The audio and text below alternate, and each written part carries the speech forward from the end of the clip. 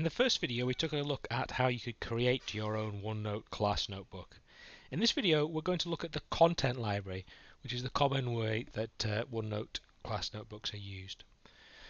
I'm on the welcome section here. I can see on the left hand side of the welcome area of my Finance 101 notebook.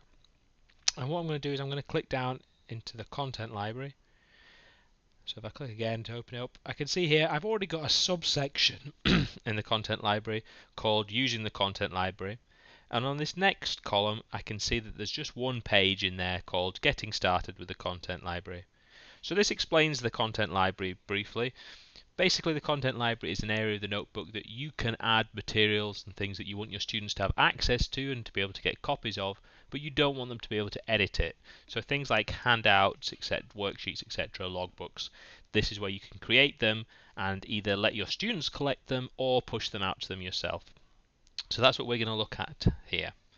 So what I'm going to do first of all is my student down here, Michael Kidd, has got a Unit 1 and a Unit 2 section, and I want some content for him to put into his Unit 1 section. So I'm going to hit plus section here, and I'm going to make myself a Unit 1 section in the content library as well. So there's my Unit 1, and I've got one untitled page. So I'm going to call this Unit 1 Start, and I'm going to have a little bit of text saying list the 3 types of average.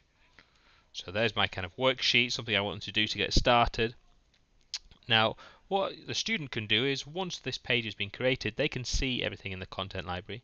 He could come into the content library, right click on my page, go to this copy option, and then he could go back to his own Unit 1, and once he's in there, he can right click in the page list, and then he can use the paste option, and there he's got his own copy of this Unit 1 start page now that he can edit.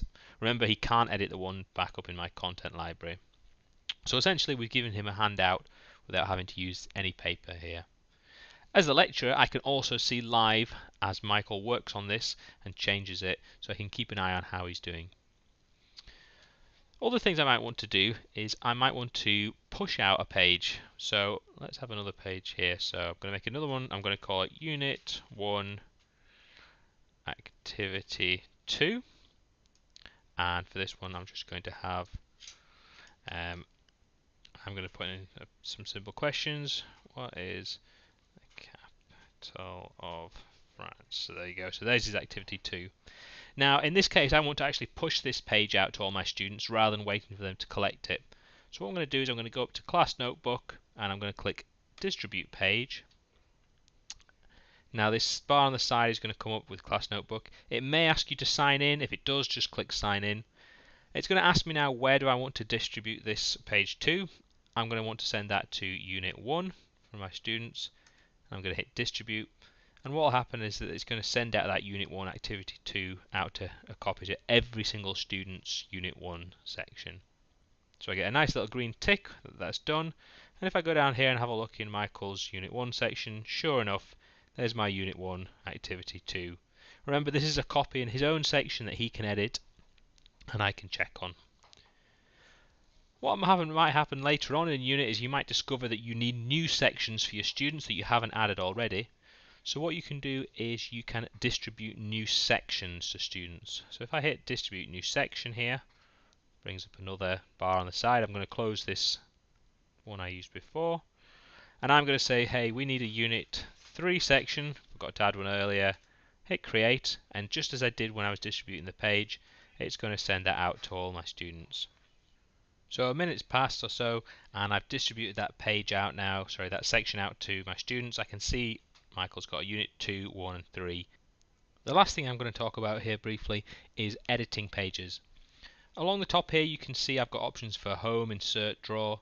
Home is going to have most of the options that you're going to want to use. It should look pretty familiar, this ribbon style, to most people who've used Microsoft Word or PowerPoint in recent years. I've got my usual options. I can select text here, and then I can make it bold, italic, underlined, etc., things like that. I can change font size, bullet point lists, etc. Other things that you might want to use is you might want to insert images from your computer. So if I hit insert, I can insert pictures. By hitting picture, that'll ask me for pictures on my computer. All the things I can do is that you can cut and paste from other web pages straight in here. So you can do it that way. Or you can give the URL location with this online pictures option.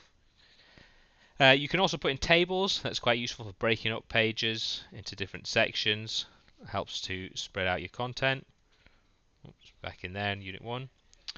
And all the things you might want to do, you can also add stickers on here. So I've got stickers, and this is quite good for putting in interesting kind of comments. You might want to use these for feedback for your students, things like that.